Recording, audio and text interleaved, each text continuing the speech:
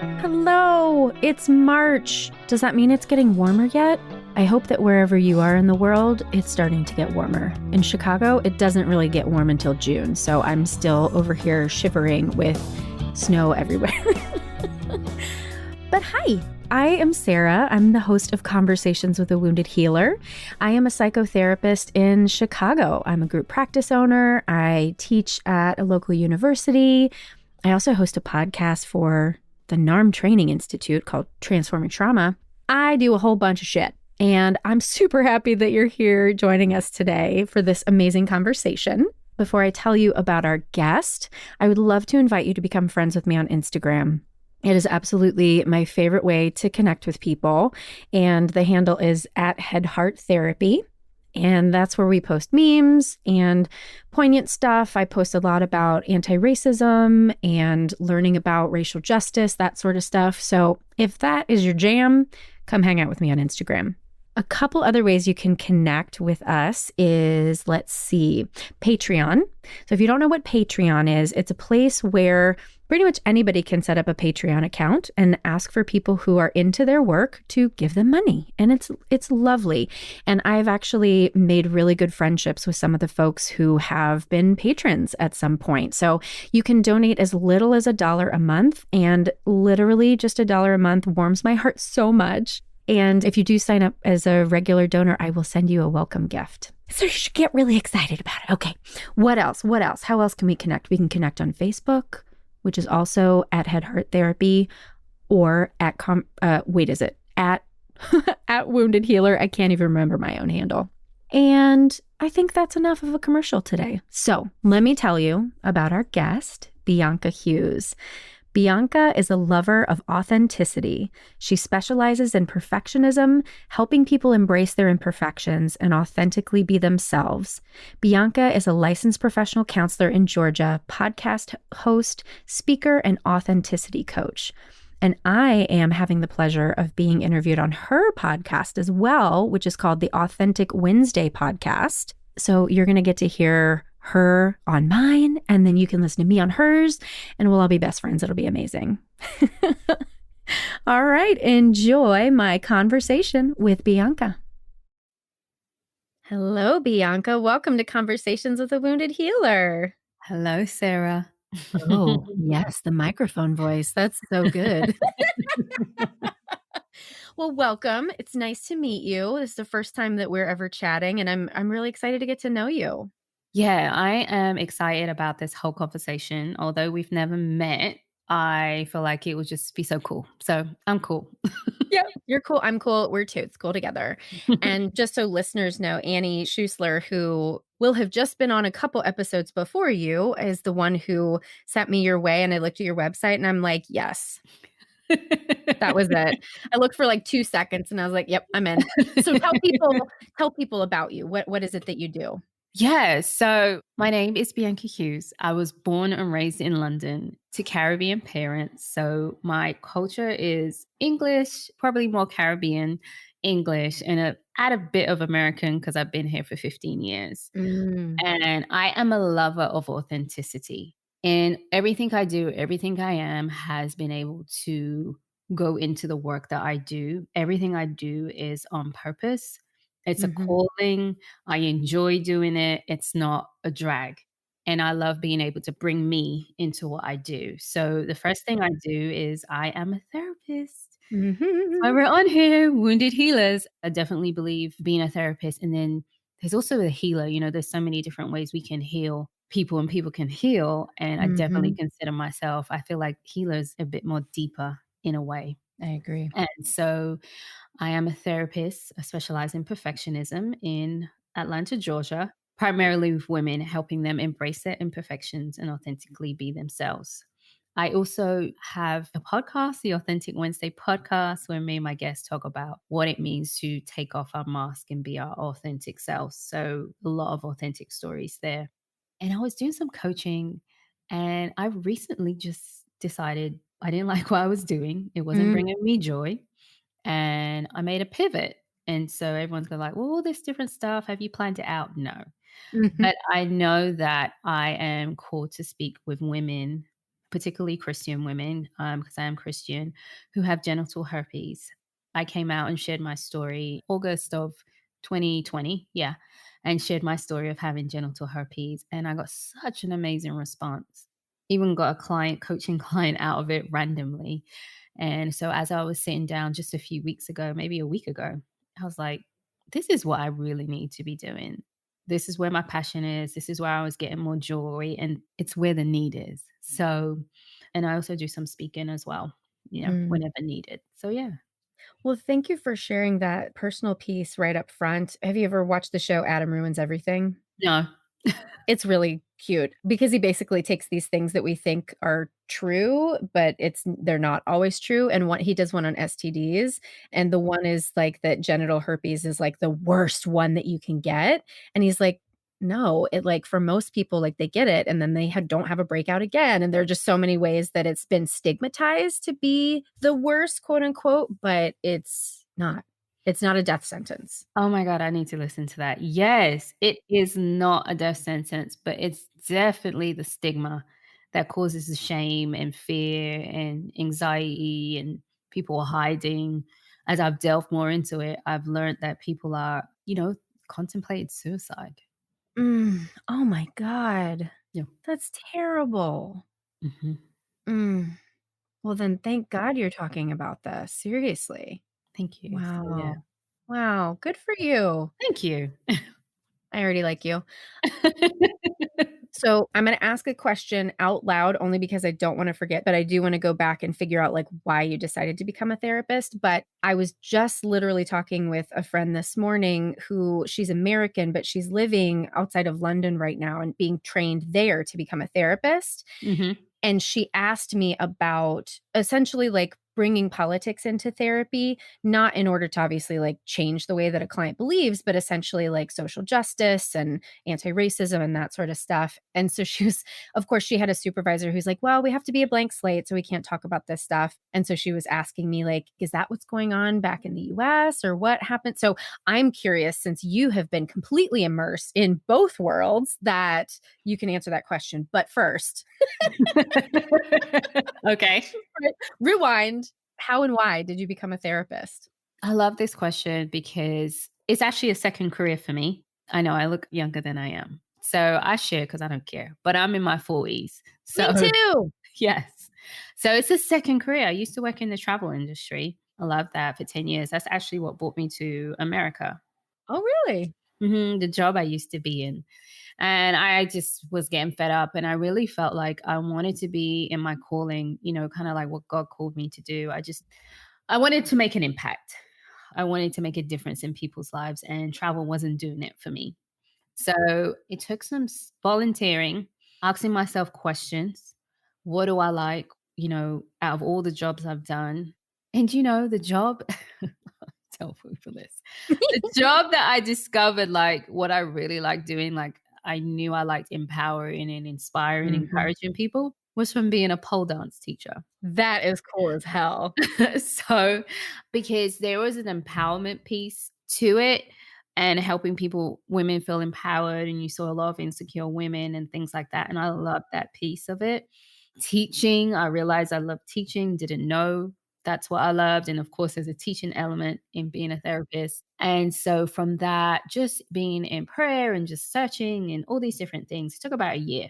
I had a little bit of sessions, but they were more Christian advisement rather Mhm. than actual therapy sessions, but just learning about myself and becoming more self aware and having that experience for myself. I wanted it to be the same for other people. So in about 2012, yeah, about 2012, I decided, but I didn't go back to like 2013.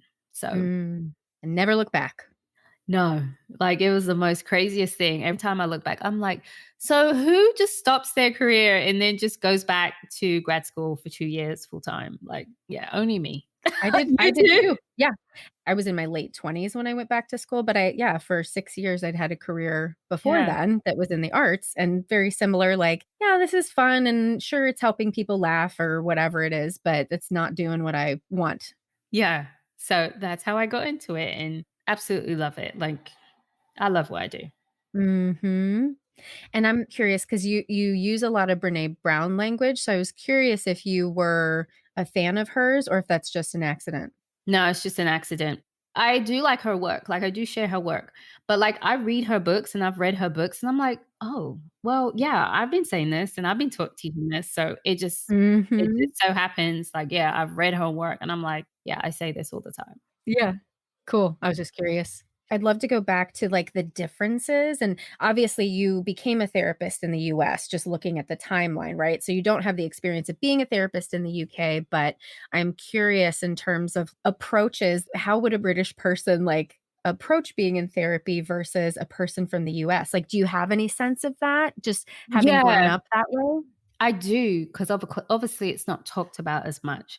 I think someone said here, someone said in my family, like, everybody in America's got a therapist. Like, so you can get a sense of how much is accepted. I had no clue about it growing up, no clue. Interesting. And I left there when I was 26. Hmm. So imagine I didn't have a clue. I didn't have a clue about doing therapy personally. The most I knew about people like they call it, I don't know what they call it in your state, but 1013 is here when they point to the inpatient. So I'm Oh, not yeah. sure. Hmm. And so in England, you call it sectioned. Yeah. So I knew about people being sectioned. Hmm. And that was like, of course, if it was super serious. Right. Involuntary hospitalization. Let me just say that for folks who don't know. Yeah. So I knew about that, but that of course was serious, right? I knew people, I think I had an ex-boyfriend that worked in like a hospital as well, and he would come and tell me about it. But it was never about for your personal, like Hmm. to make you a better person. It's changing now though. I do know another therapist, actually my mom's friend, she's a therapist and we exchange notes and we talk. Actually through Annie's course, I met another lady who's in England, so we talk and I learn stuff. And so I'm learning more about the therapy world there and how it's set up. But just as a society, it's changing now, but it's not like here as much. And then I guess I'm kind of like making up the next answer in my head because right before I even ask the question, this is my problem. My brain works too fast for my mouth to catch up. So just thinking about the how as a therapist we show up in the room with our social justice beliefs, with our desire for more like common good, right? Instead of individualistic good, I can see that if the culture at large doesn't necessarily support therapy because there's some sort of fear, then it makes sense that we wouldn't want to talk about something difficult because then we might scare the few clients away that we do get. Mhm. Yeah, you know what? It depends on the person. Of course. I'm a rebel, so I don't care. Yes. Bring it. And I like to challenge people and I like to challenge the beliefs. And so I think it depends on the person. Mhm. I can see people being cautious, but I still think people are cautious here. Mhm. Especially in the South too, and Yeah. you know what? I think that's a stereotype, though. Okay. Okay, my best friend is also a therapist in Atlanta, and she moved from Chicago to Atlanta, so Okay. there are plenty of people who believe in social justice in Atlanta. Thank God Georgia turned blue, right? Like Yes. Yes. but yeah, I've been listening to one podcast that talks a lot about politics and kind of the myths that we have. And it's like, oh, the South is more racist than the North. But it's like, no, like everywhere is racist. It's just the way that it's expressed is a little more obvious in the South, maybe. And that's Mhm. it. That's the only difference. So I guess when I think about a conservative client, that's not a fair judgment to say that it's different in the South necessarily. I can only speak about my experience in the Yeah. South because I haven't lived anywhere else in So America. you've only lived in Atlanta the whole time? Yeah. And all I could say is it does feel different in a way. And I do notice a difference when I go up north or when people come from, from London. So I'm a city girl. So sometimes when they come from north, I have more in common just because of that north vibe. And it's a different way of thinking. I'm not saying there isn't any racism, but it's just they're kind of like this. like, Yeah, it's a faster pace, that's for yeah. sure. And London's like this. Yeah. Mhm. And so I know that's the difference in the connection. And, I was having a conversation with my mom, recently with the Capitol, and I was like, I never thought I would ever think about getting a gun. And my mom's like, is it that bad? I'm like, yes, mom, it's that bad. Cause she can't picture it because there's racism in England, of course. but it's more institutionalized. You know, English people are very subtle with Mhm. their stuff. So it's there, but Mhm. it's not to the level that it is here that you feel so unsafe that you feel like, "Oh my gosh, do I need to go get a gun to protect myself?" Like, I wouldn't think that in England. I wouldn't. And so I think that's the difference in a whole experience of the 2 kinda cultures for me. But there's still racism because Black people from the Caribbean or Africa didn't go to England till the '50s. So they haven't Mm. been there a long time because it was all Oh, about, interesting. the English colonies and where England colonized. England colonized the whole world, like, so Mhm. and then, of course, where they were enslaved and brought to the Caribbean. So it's very new. Like, I'm first generation in England, so Mhm. different feel. Yeah, and what you said that feels really impactful is the difference in the level of safety, and you're 100% right, and I wanna understand, like, I wanna dig into, if it's okay, because this is a very serious and very sensitive topic, and I don't even know you, and I'm asking you literally all the deep, dark secrets, but if you would be able to kinda tease apart, like, really, what is it that feels unsafe? And your fears are valid, right? What is that, though, that's showing up for you that doesn't show up in England? I mean, the police don't carry guns. They don't carry guns? Mm-mm. Uh, oh, did anybody else know that? Because I did not know that. So why are our police carrying guns? Yeah, only special, like, some areas of the police, they'll carry a gun, but regular everyday police, they don't carry guns. Mm, I can't speak because my head exploded. Mhm. Well, that I mean, I'm literally speechless because it's like, okay, like, why haven't we looked at other models of Mhm. policing? See, every time I learn something else, I'm like, "I can't believe it." Okay. So that's the biggest thing, they don't carry guns. Only certain parts of the force will carry a gun.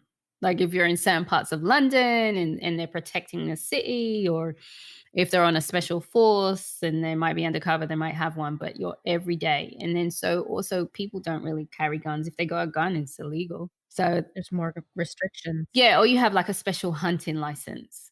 And that is not easy to get. So Mm, and we know what happens when you try to take away a Southerner's gun. We certainly know about that, which is not cute. And I'm thinking about the American colonialists coming over, like, why was it important for them to have guns? Like, just because in the UK, King George said no? Like, what? Like, why is it the Second Amendment? I don't even understand. maybe that's why. Just because King George said no. Probably. I mean, that's what America is, right? Well, this is fascinating and has taken the turn that I did not expect it, but I love it. You still speechless. I am, Yeah. because I have a family member who really loves guns, and I just will never understand why it's important, and so it's really difficult for me to understand when we've had countless shootings that have killed mass amounts of people, why we don't have different gun laws, and it's just because King George said no. Like, if it's that simple, like, what is going on? Oh my god. But if you correct me if I'm wrong, aren't there certain states where you can't have a gun? I'm sure someone out there knows a lot more than I do about this. There are places where you can't, I think you can own a gun most places unless you're a felon, but you can't necessarily carry it with you. There's certain states that have what's called the conceal and carry license, which in Chicago we have that. Just a regular old Joe on the street could have a gun at any point in time. But I believe that anybody can have them just in their house as long as you're not a felon, I think. But somebody Google that for me and then let me know. Right, right. So what's your reaction to that as a person from the UK?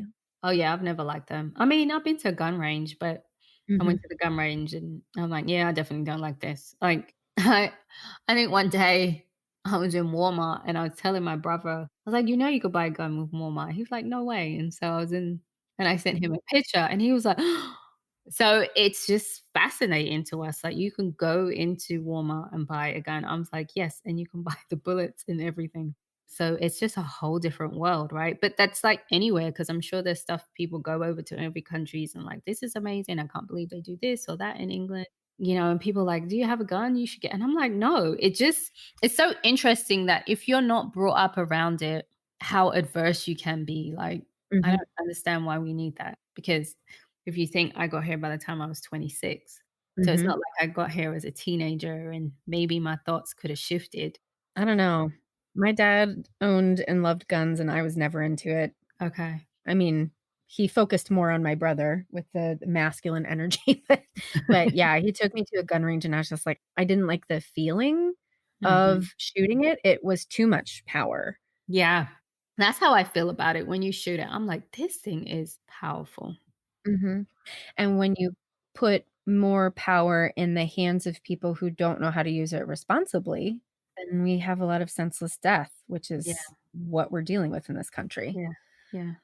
Lord almighty. Well, we started talking about your physical safety and ended up, like, on the Second Amendment, which is great. But that I mean, that makes all the sense. Mhm. Yeah. Mm. I'm still kinda speechless, and I'm at this point right now in my career where I'm feeling a lot into the more macro things and, like, how do we create system change? Because that feels really important to me, and I'm like, "I don't know. I think we're stuck because some people love guns and some people hate them." It would be a big change. Huge. Wow, okay. Let's pivot because my Okay. brain cannot contain everything that's happening with that part of the conversation, and I need to do more research. So, how do you feel about the word healer? Love it. Love it. Yeah. Because essentially, you're being trusted, you're holding space, you're using your wisdom, your care, your concern, and you're in the trenches with someone.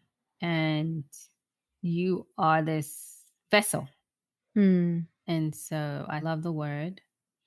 And I think it's a very privileged word or privileged profession. Like I always say, Mhm. thank you for allowing me Mhm. into your space. Like it's an honor, it's a privilege. Mhm. And I know clients will never understand that. You know, I remember one of my therapists saying that to me, and I was like, "Meow, meow, you say that to everybody." And that's true because it is a privilege for everybody, but I didn't really understand until I held in my hands somebody's vulnerability, right? Somebody's parts of themselves that they've never shared with anybody else before. Like that is it's sacred. That's the word that I have for it. Mm, very sacred. I know what I was thinking now. Yeah. Sometimes I forget because we be having so much fun. I Right. guess too.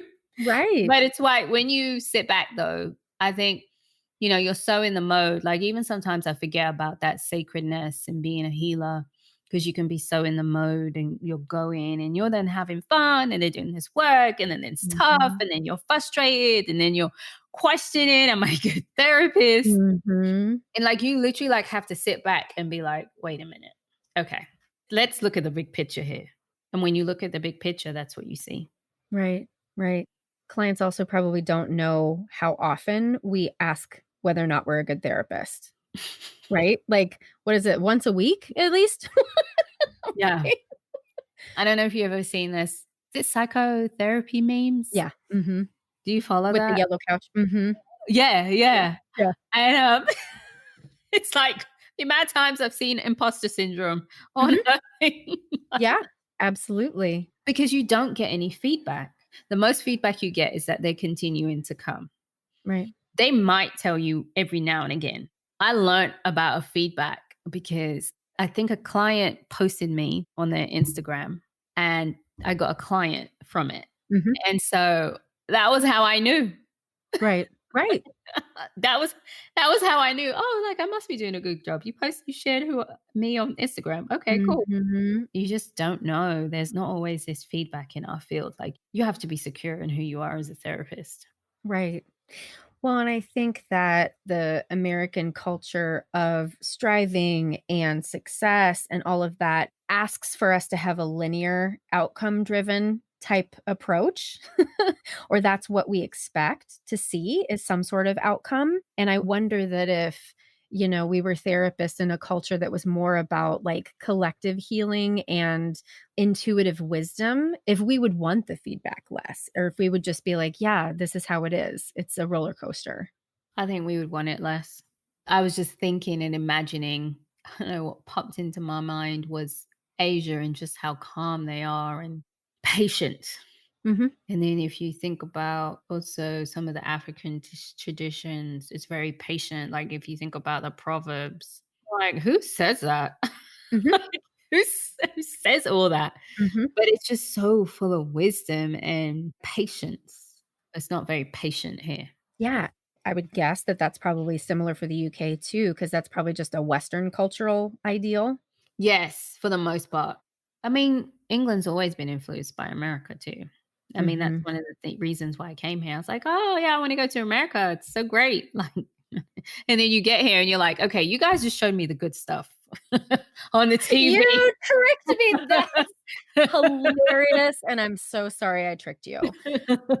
That's really funny though. So is there anything in particular that you're like, I thought the streets were going to be paved with gold and it turns out they're dirt or whatever? Like, is there anything in particular that comes to mind? This is the most random thing, but the banking system is way behind here. Like, Mm. there are stuff that I was doing when I left London 15 years ago that just came out here.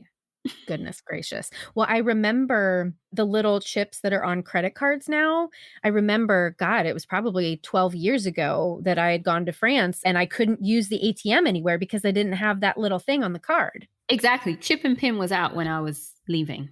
Yeah. Yeah, we call it chip and pin. That was out. So I was Mhm. like, this is America. Like, why is Mhm. this old? Like, I thought this was, fast paced and Only if it's profitable. yeah. And then the system, I don't know if this is Georgia, but like if you go deal with anything to do with the government, it's super slow. Oh, that's everywhere. Okay. And this just doesn't make sense. And there is an easier way, but it just seems like, okay, this is the way and you just got to do it this way. And I'm like, come on. Fill out your forms in triplicate, get them notarized. Why? Why? What is the fucking point of a notary? Somebody please write me and tell me what is the point of a notary? I've never understood that bullshit. So I don't know. Right? So yes. So just small little things like that surprise me. And then of course coming here, like, I've always traveled here, but actually living here is always different.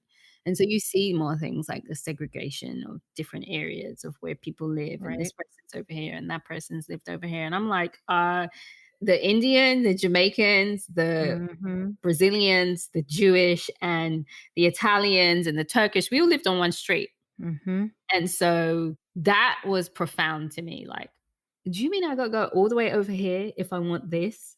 And I got to Right. go all the way over there if I want that? Mhm. And are you ITP or OTP? I am OTP. Which for folks who don't know, that's outside the perimeter. I know the lingo because my best friend and my brother live there. Okay, so you're OTP, which I still like geographically have no idea what that means. I just know it's a thing. I'm just trying to show off now. Are you inside the 285 that goes around in a ring? Or are you outside the 285? Mhm. That's the perimeter. The 285 is the one that goes all the way around Atlanta. So Mhm. And Atlanta traffic, forget it. I'm telling you, I never knew how bad it was until I went to Charlotte. My sister lives there. And it was a Sunday. And I said, "Where's all the people?" She's like, "What are you talking about?" It's Sunday. I'm like, "So? Have you seen a Sunday in Atlanta?" It's Mhm. probably like one of the busiest days. It's the new LA. Yeah. But thankfully, I don't like driving. I don't like traffic. So the office is 10 minutes from the house. That's the way to roll. I roll that way too. Yeah, I have a beautiful business partner. He is Mm. so generous and he lives further, but he agreed. No, that's so Yeah, great. it was so sweet of him. No. Well, back to the healer talk, and you said pretty much at the top of the show that you believe all therapists are wounded healers. I'd love for you to expand on that. Yeah, we're human. Let's get this very clear. Therapists are human, healers are human. And therefore, we experience the same things as our clients. We have the same Reach. the same anxieties, the same pain, the same disappointments and traumas. And you'll find a lot of us tend to go because of our own stuff have brought us into this place. And perhaps who've done the work or may not have done the work or are doing the work. And so that's why I really connect with the term wounded healer. Mhm, Someone said once, you can only take your client as far as you have been yourself. Someone mhm, said that once, and I'll never forget that. And it's true. Every time I do mhm, my own more personal work, the more I could go deeper with a client. mhm. There are times client comes in and I'm stuck, and it's not because of them, it's because of me. And I'm like, I don't want to do this work. Like, why are Mhm. you bringing in my whole life story right now? I am not ready to deal with this. You and me, and I don't like you right now. Right. And so you get stuck, but you know the signs and you know how to do the work and stuff. So it's actually making me think randomly. I just had consultation today and someone and Mhm, they asked me that and now I'm thinking, oh yeah, there is a client. I feel a bit stuck. Maybe now I'm thinking, oh, maybe I need to talk to my therapist about that. mhm. Anyway, side note, that's what we do. Right. I think that that's why it's such a value. And so when clients are coming in with this perfectionism and all this different stuff, and now I'm recognizing that perfectionism is a response to trauma, and I'm dealing with my own trauma and I'm seeing it. And it's like, I'm emphatically, weirdly shaking my head, yes. and it's like, as I'm doing my own discoveries, clients are coming in with stuff and I'm like, okay, this seems a bit more. And then I'm doing my, and then, it's not like I'm 10 million steps ahead of my client. I'm sorry. I share, I'll be like, yeah, my therapist told me this the other day. So I'm Oh, going to yeah. share this with I do you. the same. Yeah. Yeah. And so it's not like we are this like, oh my God, you're just phenomenal and you know everything. I don't know everything, but I'm Mm-mm. not afraid to find out. I'm not afraid to do the work. Mhm. I'm not afraid to admit my imperfections, and I'm gonna help you right along the way. And I'm gonna figure it out if I do consultation, research, we need to bring in some extra. Or if I can't figure it out, we'll refer out. Yes, 'Cause I'm not the therapist for everybody. exactly. And so I just think that that's just wounded healer is just like, I'm human just like you. And so many clients don't want that to be true. So many clients, at least that I've found, will come to me and it's a subtle thing, but they want me to fix them instead of recognizing that they're the ones that are doing the work. And sometimes it's obvious, right? Sometimes I'll have people be like, "You're the only therapist who can help me." And then I'm like, then literally I won't work with you because that is the last thing you want to say to me because that's a setup. It's a setup for failure. I'm not going to do that. But oftentimes it's more subtle in, when a client is asking for advice. That's, I think, a way that it shows up because it's not my job to give you advice. It's our job to look at what all the options are. And yeah, I might have my opinion, but that's not therapy. Hmm. That's coaching. That's advice giving, right? Mhm. Mhm. Mhm. Mhm. That's the hardest thing. When people want advice and they want you to fix them.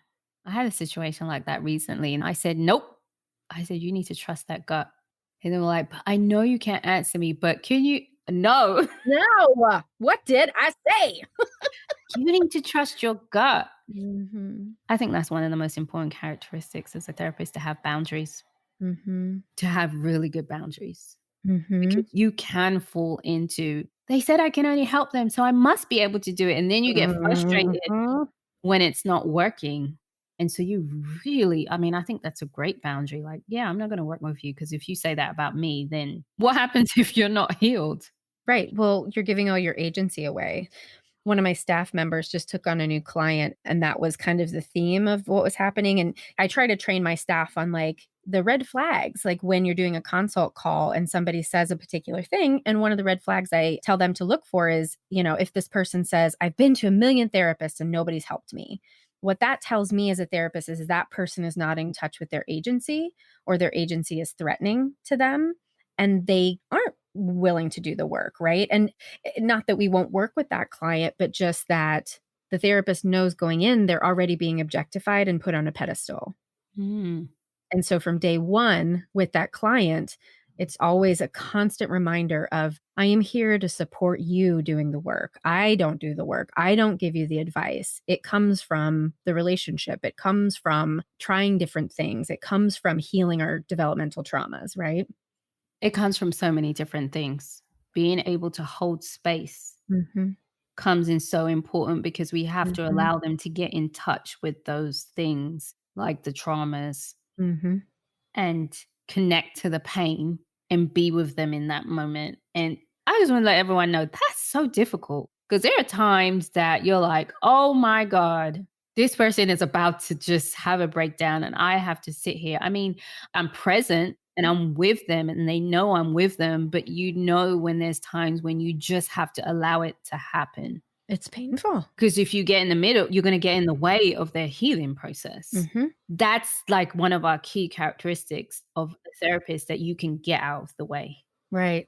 Yeah, I can literally think of 3 very specific times with 3 different therapists where I was going through a process that I couldn't put words around in the moment that it was happening. And if the therapist would have come in and interrupted my process because of their discomfort of not knowing what was going on, it would have ruined everything. And I wouldn't have had these were 3 awakenings that I can speak to. And it would have never happened if the therapist couldn't handle their own discomfort. Mm. Powerful. Yeah. What's coming up for you right now? I see you thinking. My therapist brain, right? Yeah. You're like, I'm connecting to it. It's that looking up into the right is I'm connecting and feeling into. Being able to sit with your discomfort was the thing that caught my attention. Mm-hmm. Sitting in a room with silence because Mm-hmm. where I'm like, I'm tired of talking. I'm not talking anymore. And you just Mm-hmm. shut up. Mm-hmm. And you have to be okay. And I'm sure then the client looks up and it's like, wait, she's not saying anything. I'm like, yeah, I'm not saying anything anymore. And that discomfort of like, when are they going to say something? Mm-hmm. But you know that you have to get used to that discomfort. Like it's Mm-hmm. kind of where the healing takes place. 100%. Yeah, that's probably what I'm thinking. Mm-hmm. I had to process that. Yeah. I mean, that's the brilliance of these conversations is we're making it up in the moment of oh yeah, what do I really feel about this on a deep level? Yeah, that's how I had to think about that. Yeah, the discomfort is where the healing takes place. And I think that's what kind of happened, fortunately, unfortunately, throughout 2020. And why I know for me, a lot of my colleagues were so full because people were so uncomfortable. And there Mm-hmm. was a lot of discomfort. Whereas before they were being distracted. Uh-huh. It just blew up in 2020. Like there was no distraction. And you're Right. like, oh my God, I got to deal with myself. Mm-hmm. And that discomfort was very prominent. Mm-hmm. Yeah. Well, speaking of doing our own work, I'd like to pull behind the curtain for lay people and let them know that anytime a therapist specializes in something, it's because they have it. So, do you want to talk about your own relationship with perfectionism? Because I'm guessing that you're a recovering perfectionist, Yeah. like me as well. Yeah, absolutely. Mm-hmm. Yeah. I always say I never wanted to work with people with perfectionism. Mm-hmm. Mm-hmm. I was Talk like, about digging into the wound. and part of me, I just didn't want to be reminded. I don't want to go back there. I don't want to go back to that place. I'm not there anymore. I don't want to go there. Like, there is no there. Mhm. You do not 100% cure from that perfectionism because it's a way of believing in behaviors. It's about belief and behavior. So it's not like they die down. In some areas they might not be there, but they can rear their ugly head when you get triggered, when you're overwhelmed, like when I'm in a new situation. And now it's Mhm. like, well, I'm more aware of it. But yeah, and I just gone deeper. Like, we're talking about the trauma piece and me discovering that. Really Yeah. discovering, really noticing just because of the spiral that you can get in perfectionism and people can't get unstuck. And I'm like, no, Mhm. this is. And so because of that, I started to do some trauma consultation and someone suggested I do EMDR and it just worked out. I really do think for me, it's definitely a God thing. I was like, okay. So I got Mhm. an EMDR therapist because well, let me try it out first. See, I try stuff out, guys, before everyone because Oh, yeah. I'm like, let me see what this EMDR is. And about 2 weeks later, this opportunity came to get training in EMDR 1 and 2 for free. Yeah, it was because of all the stuff that was going on with all the social justice, the racism, and there was not a lot of Black EMDR therapists, right? Because Yes. Reparations. it's expensive. Yes. Amazing. And so we done that and included consultation. So someone paid for all of us. There was 30, I think about 28 of us. Wow. Yeah. And so that ended in December of last year. So now I'm an EMDR therapist. I'm actually working towards getting my not actual, like I can do MDR, but the full certification. Mm-hmm. And so working on the consultation hours to get that and whatever else I have to do to get the full certification. And so now I have this tool to help with a lot of the stuff, which is a lot of negative cognitions, which is a lot of the work that EMDR works through and through the brain and just Mm-hmm. where we get stuck. I love EMDR. I love getting it done, and I love administering it. Someone was told me, well, it's more hands off, but I get to see this experience and change in people Mm-hmm. that is just, to me, very godlike and just very like, I have no major part in this, but I get to Right. witness it. Right. And again, going back to that privilege. And so I think that specializing in perfectionism because of my own stuff and I'm continuing to do the own work helps me a lot easier with the clients that I work with. So gosh, you just learn so much. There's so much to learn about perfectionism. It's funny though, because like whenever I read, I never really read anything on perfectionism. I just use my clients on my own stuff, and then I go and read it, and I'm like, see, this is why I don't read anything. Mm-hmm. Mm-hmm. Like everything, like I'm already been saying and working through. Like I don't have to read a ton of articles. That's the beauty of it. Mm-hmm. Well, now the entire listening audience is going, when is Sarah going to bring up NARM? It's now, guys. So I am obsessed with a trauma modality called NARM, Neuroaffective Relational Model. Okay. And I can't even express in words how much I love it because of exactly what you said, like being able to understand my own experience so much deeper than gives me a better foundation to support my clients. So I highly encourage you to check out NARM. I'll give you all the information. I'm obsessed and it's so great. And I'm secretly, nobody in NARM knows this, but I'm secretly trying to lobby for them to get a training in Atlanta because I think a lot of folks down there could utilize it. Is it to do with the brain? No.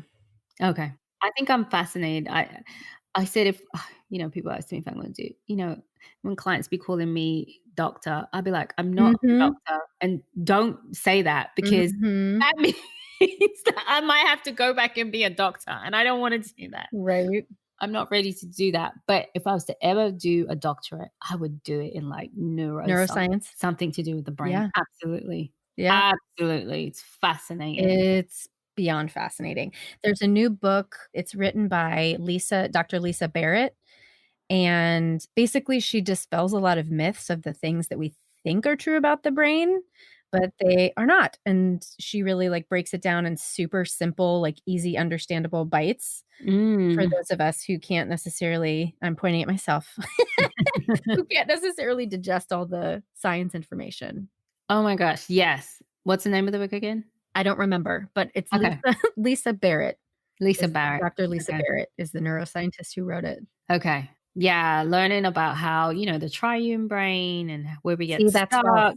Triune brain is not real. That is made up by white men because it was convenient for their narrative. No. Yes. I can't regurgitate the whole chapter. Oh, no. But it's, yeah. Wow. Sorry, I just blew everything You up. did. Yep. You just blew my bubble. I know, Okay. right? I'm going to read this book. Yeah, for sure. Is there anything that we didn't talk about that you want to say, leave listeners with? I like to say that whatever we needed to be said was said. I agree. I hope everyone, whatever you need to take from this, that you can take from that. And we are not perfect. We are human just like you. Yeah, but we just have a gift. That's what it is. Yeah.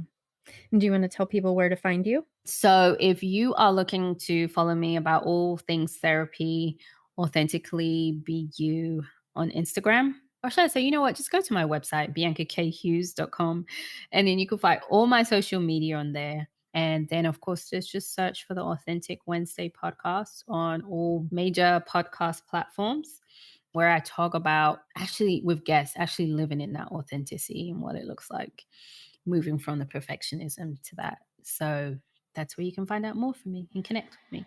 Awesome. Well, thank you so much for spending time with me today. I appreciate you, and I'm so glad we got to know each other. Yes, thank you, Sarah, for having me. I'm so glad you invited me. So this has been a pleasure. Thank you to Bianca for being a wonderful guest today. If you'd like to learn more about Bianca, you can visit our website at www.headhearttherapy.com/podcast. Thank you to the Creative Imposter Studios for editing, to Liam O'Donnell for the album art, and to Ben Mueller for our theme music. Until next time, bye-bye.